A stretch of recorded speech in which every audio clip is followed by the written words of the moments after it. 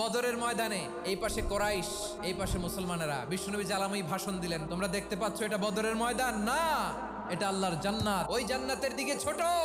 বিশ্বনবীর কথা শোনা মাত্র সাইয়েদনা উমাইর ইবনুল হুমাম বললেন বাখ বাখ, মানে চমৎকার। বিশ্বনবী বললেন মা ইয়াহমিলুকা আলা কওলিকা বাখ বাখ ইয়া উমাইর, আমার এই কথা শুনে তুমি কেন বললা বাখ বাখ? ইয়া রাসূলুল্লাহ, আপনার এই কথা শুনে আমি বড্ড খুশি হয়েছি, আর আমি প্রত্যাশা করছি আমি যদি ওই জান্নাতের মালিক হতে পারি তাহলে কতই না ভালো হতো। সুবহানাল্লাহ বলেন। বিশ্বনবী বললেন উমাইর আনতা মিন আহলিহা, তুমি ওই জান্নাতের অধিবাসী, তুমি জান্নাতি। উমাইর চিন্তা করলেন আমি জান্নাতি, নবীর মুখ দিয়ে যখন বেরোইছে ওই জান্নাতে তো আমার ঢুকতেই হবে, কিন্তু হাতে 3টা খেজুর খেয়ে যদি জিহাদের ময়দানে যাই তাহলে জান্নাতে যেতে তো দেরি হয়ে যাবে।